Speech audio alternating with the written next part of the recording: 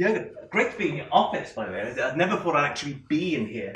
Feels very airy, very, very open. I mean, is this where all the brain work gets done in matches? No, actually, I do a lot of brain work at home because it never stops. And here I have a lot of other things to do. Okay. So meeting people, doing press work, making a lot of meetings really here. So means I hear is a big part of the job is in here, but more meeting wise because it's the one room where nobody comes in when we close the door. Okay. And then you can talk about everything pretty much with the players, with the other departments here, and then you go home and it's you're still something to think about, to be honest, and that's all. But I like this office really a lot. This map, by the way, was not in when I came in. Okay. No, because I said I have no clue where's Hull, where all these different cities where we play, and I wanted to know, is it far away? Because I always ask how long do we do it? Does it take with the bus or whatever? So and then they gave me that map, and it helped a lot. It's only England, Great Britain actually. Have you marked anything there? Just No, nothing marked. It's only going there and looking where is it. If you search it, yes, you remember it. Okay. So then at the end that you know round about where it is. Meanwhile, I know at least which clubs are in Birmingham and stuff like that. They're all not in the Premier League anymore. But no, but at least you have a absolutely. idea. Yeah. But it's been a great season for Liverpool so far. I mean, what's your assessment of how well it's gone? So far, so good. Nothing else. We are not over the moon about the number of points. We are not over the moon about our performances. We are fine with the basis we created. We are. I like a lot of parts of our game. I know that we can do better. We will do it. It's not that I expected it already that we are better. It's only that I know we have this space for improvement. That's good. And so from this point of view, everything fine so far, but not more. Quite amazing that 3 teams, first time in Premier League history, I'm sure you saw the stat, gone 10 games unbeaten. Do you think it's still going to be a 3-horse race come the end of the season? Yeah, they would love it at Arsenal and Tottenham. With 2 points in behind, so massive distance after 10 games. And I don't know exactly who's following then. Oh yeah, Bournemouth with an outstanding season, by the way.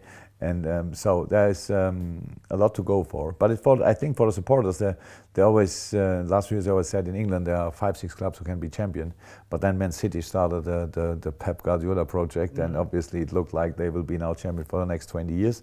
But and last year they had there was a massive space between them and us and the other teams, obviously. And that means this year it looks like we can at least do it a bit more exciting for all the supporters out there. And that's, of course, the plan. You need to be in that group until the end of the season and to be close enough to make a decision when it's possible for you. So, but it's far away. We are far away from dreaming about the last 3-4 match days of the Premier League. We feel good in the moment, but we have now an unbelievable difficult away game ahead, and that's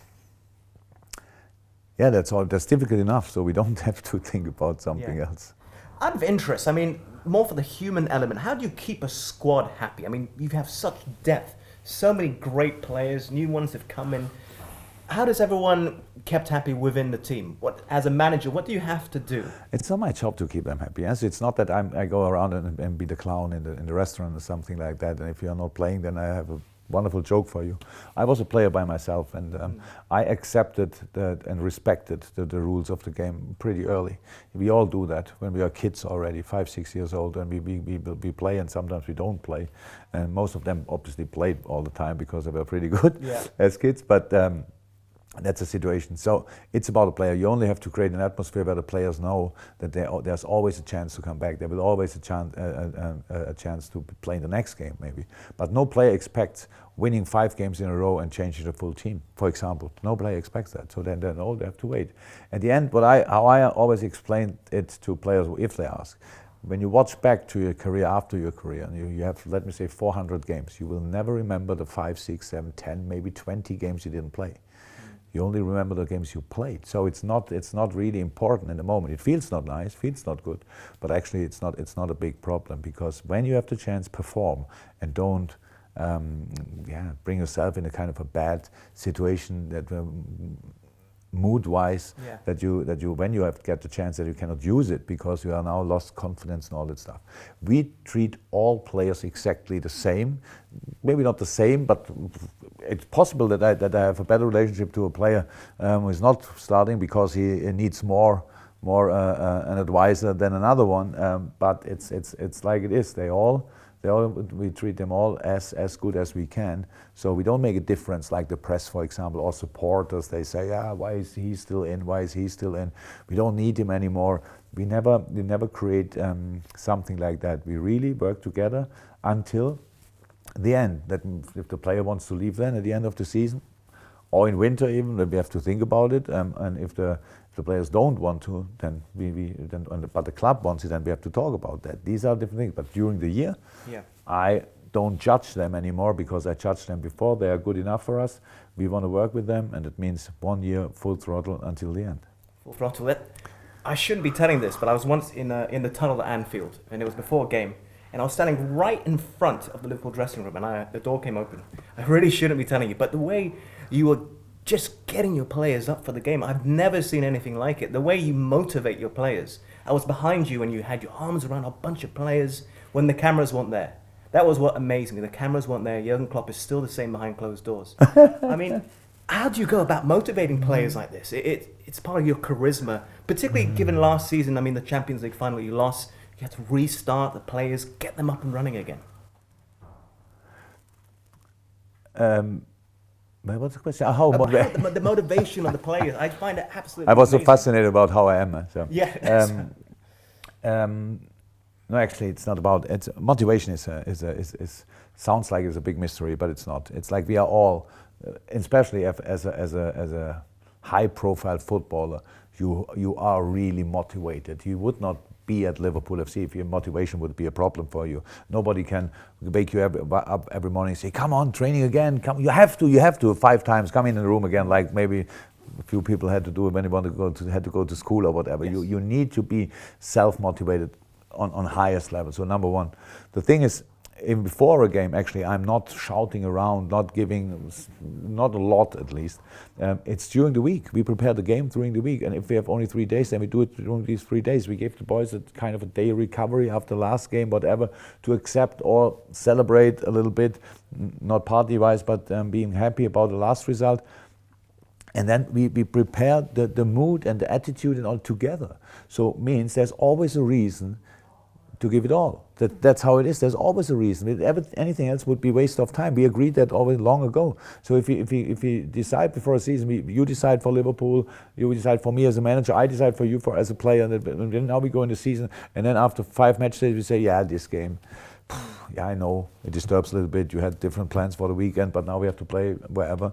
That makes no sense. So it's a clear agreement, and if somebody forgets that, I can be really demanding because I never forgot it. I'm in the job since 18 years, and even as a player 11 years, so that's that's a sad story, or 30 years in football, professional football. So that means I was always this kind on fire in and around the games, because that's the moment why we are doing it. Yeah. It makes no sense. You train the whole week like crazy, you run around, you do everything you have to do, and then the weekend it's like you have no power here or here. That makes no sense. So the agreement is made before the season.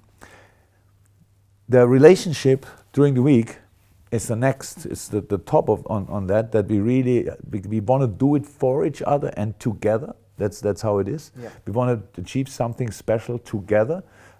And if you then fail, like in the Champions League final, then you fail together. So that's not nice. Doesn't make it better. It's only you can deal with it. It's if you don't try it, you will never find out how it feels to lose a big final. I did it already a few times, and I know what people say about that, because that's the world out there that they say, I lost 6 finals in a row, whatever.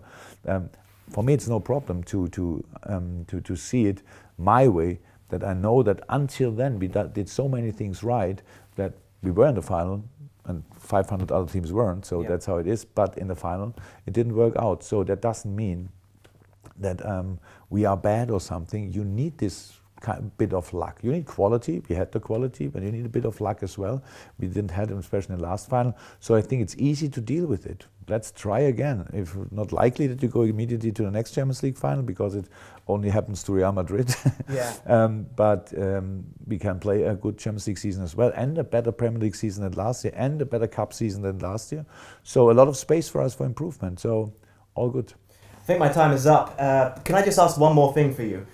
Just to give a shout out to any of the Malaysian Liverpool fans, because there are a lot, and I mean a lot of Liverpool fans who would love to hear from you. Are there any Liverpool fans in Malaysia? Too No, many I to heard count. about. Too I many heard to about. count. So I would love to talk to you in your language, but that would now and then take a bit too much time. So yeah, best regards from Liverpool. We are waiting. So you can come over and watch football games. We have a stadium. We have a few wonderful football players. If not, watch them on television, and we can feel your vibes. We can feel it. So stay with us. You never walk alone.